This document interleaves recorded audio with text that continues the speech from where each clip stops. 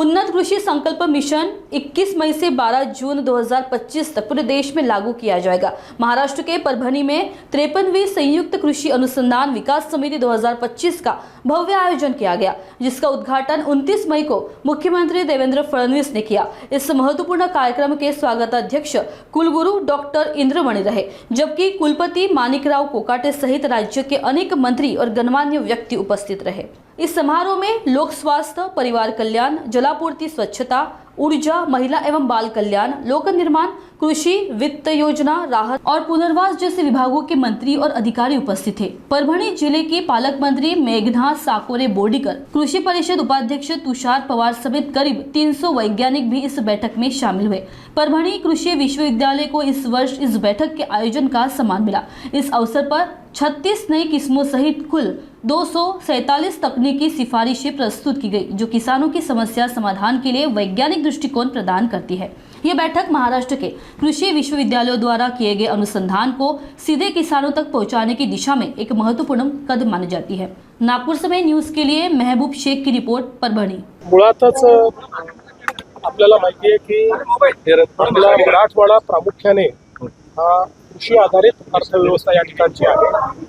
परभणी सारखा आपला जिल्हा हा मोठ्या प्रमाणात कृषीवर अवलंबून आहे आणि म्हणूनच आज जी काही संयुक्त संशोधन आणि विकास परिषद कृषीची आयोजित करण्यात आली होती, त्यामध्ये मी आलो होतो। परिषदेचा फायदा असा आहे की आपल्याला या परिषदेच्या निमित्ताने नवीन संशोधन, नवीन वाढ, नवीन पीक पद्धती या सगळ्या गोष्टी या ठिकाणी आपण एंडोर्स करतो, त्या शेतकऱ्यांपर्यंत पोहोचवण्याचा प्रयत्न करतो। आणि आमचाही प्रयत्न आहे की शाश्वत शेती आपल्याला कशी करता येईल आणि विशेषतः शेतीमध्ये इन्व्हेस्टमेंट कशी वाढवता येईल, अशा प्रकारचा आपला प्रयत्न आहे।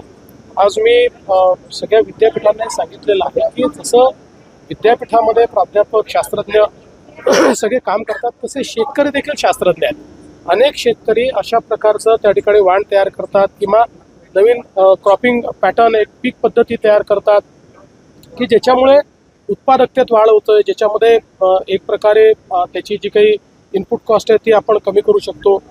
तर अशा शेतकऱ्यांना निवडून दरवर्षी किमान 5 शेतकऱ्यांना मानक कृषी संशोधक अशा प्रकारची पदवी आपण दिली पाहिजे, असं मी आज सगळ्या विद्यापीठांना विनंती केलेली आहे। माननीय कृषी मंत्री जे आहेत ते या विद्यापीठांचे चान्सलर असतात, त्यामुळे ते स्वतः याच्यामध्ये लक्ष घालतील। एकूणच आमचा प्रयत्न आहे की कृषी क्षेत्रामध्ये शाश्वतता यावी आणि तिथली इन्व्हेस्टमेंट वाढावी।